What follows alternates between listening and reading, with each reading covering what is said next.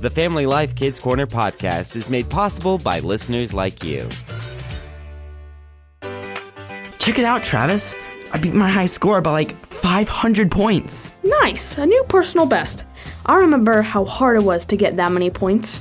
You remember? What's your best score? It's not important. Yeah, it is.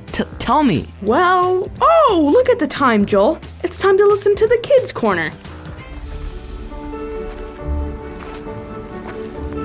Come on, Amber. The village is just over the river. Shh. Laura, we don't want to wake up old Grumpus. Who? You know, the toll troll. You don't still believe in those old kid stories, do you?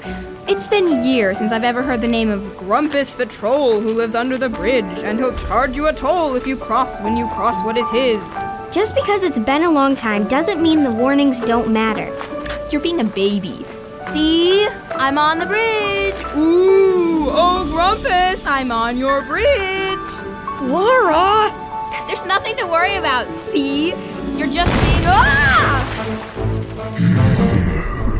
Passers-by upon the road, surely you both have been told this ain't a path folk travel free. To cross my bridge, you must pay me. I told you. Okay, I was wrong. Put me down, you troll. Troll I am, this much is true. Ugh. I keeps this bridge like I told you. A toll is due, and so then, Laura and Laura's friend, what toll you bring Grumpus this fine day? Pay it now and be on your way. I don't remember the rhyming being a part of the tales. Who cares? What do we have to pay him? I didn't bring anything. No gift for Grumpus makes Grumpus sad. You wants to pass? I says too bad. Looks like we have to find another way across. But there is no other way. We could wade across.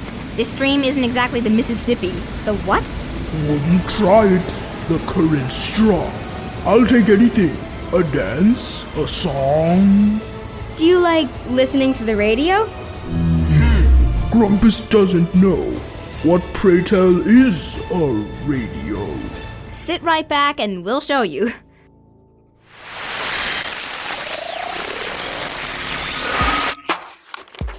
How much does that come to, Amber? According to my math, that's $34.40. Are you sure? Go ahead and check the math. I'm pretty sure. Let me see that paper. Hey, girls. What's going on? Hi, Destin. Laura and I are counting how much money we have. Oh, yeah? Is it a contest or something? Hardly. We're going in together for gifts for Sage and Ivy. Their birthday's coming up, and we want to get them both something nice. Not a bad idea. What kind of gifts were you thinking of getting them? Well, even though they're twins, they're pretty different. Yeah, Ivy's the easy one. Art supplies all day. We're thinking markers, pads of paper, colored pencils. Sage is the difficult one. She's not a big reader, she's not super artsy like Ivy, and she already has stuff for the sport she likes. Okay, how about video games? I don't know which one she'd like. Besides, it's not like we have $70 to drop on something like that. Especially when we're spending like $15 tops on Ivy's presents. Yeah, that'd be a bad look. Okay, how about... I don't know. Are there any toys or clothes she likes? Clothes? Who asks for clothes on their birthday? I ask for clothes sometimes. You know, like a nice jacket or... a jacket. Your jacket? What about it? Oh, last year Sage and I used to have the same jacket. We had the same size, same style, same everything. They're really nice. Yeah? Well, I guess her family went on a trip out of state, and her jacket got lost along the way. She was really upset, and when I wore mine, it reminded her of the one she lost. I could tell it bothered her, so I haven't worn mine since. You know, so it wouldn't hurt her feelings. That's nice of you. I guess. But I was thinking, maybe we could give her my jacket for her birthday.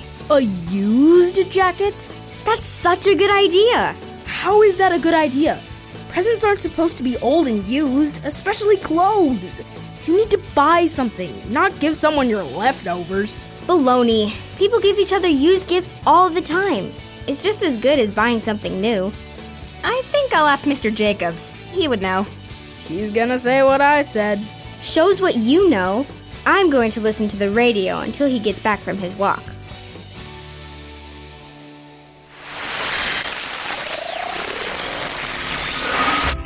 Is Mr. Jacobs not home yet? I think I see him coming around the corner.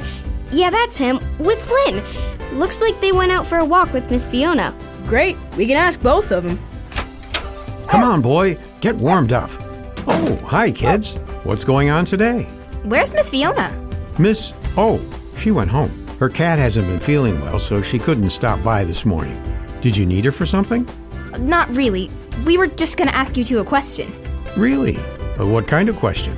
We were wondering if it was bad to give something nice for someone's birthday if it was something that was yours already. Yeah, instead of buying something new at the store. I see. I was trying to tell them that nobody wants something old. It shows you don't care enough to spend anything on them. I don't know if I agree with that, Destin. Some of the most meaningful gifts are the ones that aren't bought at stores. Sometimes a kind word or encouragement or doing something to serve or help can be a more meaningful gift than anything you could ever buy. But how? I mean, if you don't spend money on a gift, doesn't that mean your money is more important than your friendship? I suppose it can mean that. But money and the amount spent isn't what makes gifts good. Then what does? There's a lot of things that might contribute to the quality of a gift. Sacrifice, attention to detail, or shared memories. But the true secret to giving a good gift is... You know what? I have a drama script about this very thing. Really? Well, I can look. And while you do that, we can listen to the radio.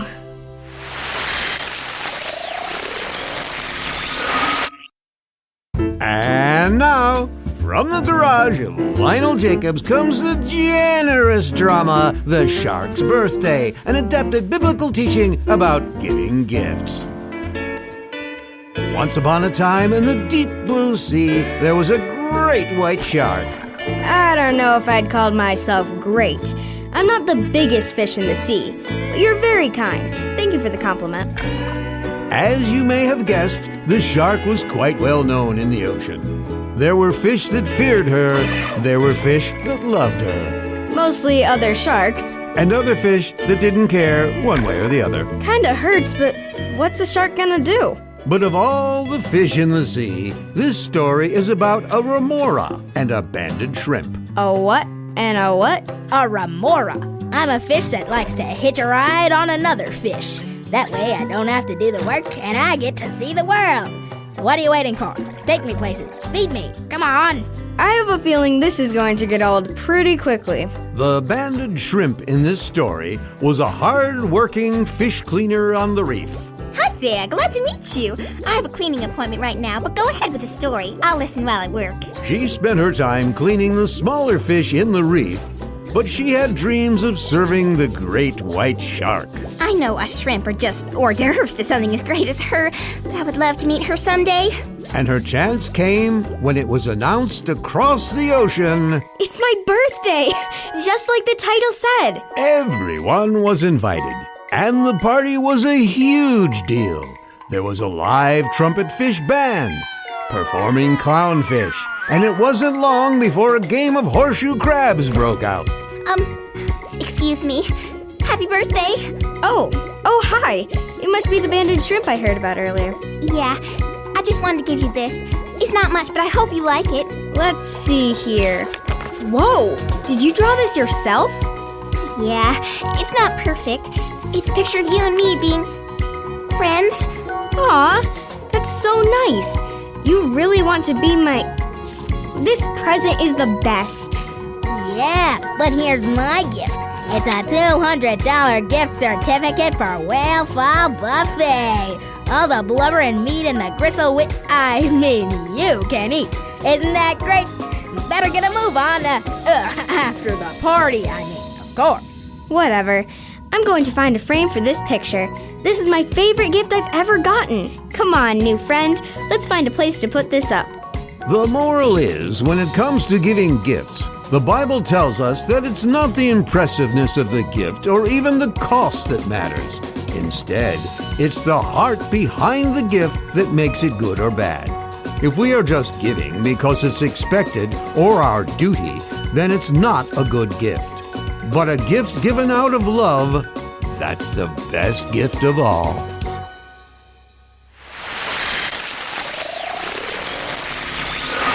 So, Mr. Jacobs, I need you to clear some stuff up for me. Oh, okay, sure, Destin. What's on your mind? Well, first, you said in the drama that the Bible says that it's not how impressive the gift is, but the heart behind it, right? I do believe that's what was said, yes. Okay, where does the Bible say that? Which story talks about that, or is it in Proverbs? Proverbs has a lot to say about being generous, for sure. But I was actually thinking about the passages in Isaiah chapter 1 and Mark 12. Here we learn that God isn't pleased by our impressive worship and gifts if we don't really love Him. He says that kind of thing makes Him feel sick. Instead, it's the humble offerings that are hard to give that He loves and rewards. If our gifts are more about making ourselves look good, then they aren't good ones. If it's a gift that shows that we trust Him to take care of us and that we love Him, yeah, that's a good one. Okay, but aren't those verses talking about giving gifts to God? What about giving gifts to other people? I think we can apply a lot of these principles to those kinds of gifts too, Amber. I guess. But what does the Bible say about it? All right. The Bible gives us lots of instructions when it comes to giving to others. 2 Corinthians 9:7 tells us not to give because we have to, but because we want to. That makes sense. I mean, if I love somebody, I'll want to make them happy, and I can't think of a more fun way to do that than giving gifts. I'm with Laura. Doesn't the Bible say it's better to give than to receive? Acts 20:35. And God also tells us not to be stingy with our gifts, but to give as much as we can. In Luke 6:38, He says when we give, to cram as much as we can into the giving we do, because God will return it to us and then some. Okay. So, I have a question. Going back to what Destin was talking about, giving to God. Okay. I know in Bible times when people wanted to give God something, they would burn it on an altar or something. But we don't do that anymore. So you're wondering how we're supposed to give to God now? Right. There are 3 ways I can think of. The first is by giving to those who preach the Word of God. Back in Bible times, it was understood that when you went to the temple, some of what you gave God would be used to feed and pay the priests for their work. Today, that's what we do in church when we take an offering or support missionaries. I thought that was the only way to give to God. It's a big one, but there are others. The second way that came to mind is by giving to those who are in need. You mean like feeding the homeless and stuff like that? That's part of it. Luke 14, Isaiah 58:7, and Leviticus 19:34 are just some of the parts of the Bible that tell us the kinds of ways to treat others because God counts it as what we are doing for Him. Let me guess. Matthew 25? I must use that one a lot, huh? It's come up. What about the last way? Well, the last way that I thought of is, as Colossians 3:23 puts it, doing everything for Him. You mean like make His bed and cook His food and stuff? Not exactly, Amber, but you're not far off. This verse and verses like it are telling us that whenever we do anything, eating, sleeping, praying, working, playing, all of it can be done well. And so we should do it well. When we do our best, it not only means we will be rewarded, but it also is a gift we give to God. After all, He made us so that we could do these things. So it makes sense that He wants us to do them well and enjoy them. Cool. Yeah. So, one last question. Do you think my jacket is a good gift or a bad gift for Sage? If it's given out of love and is a sign of your friendship, I think it's the best kind of gift. See? Told you, Destin. Told you, Destin. All right, you guys, that's enough. I've got to do some errands. See you next week. I'll see what I can do. You're too kind. Mind turning off the radio? I've got it.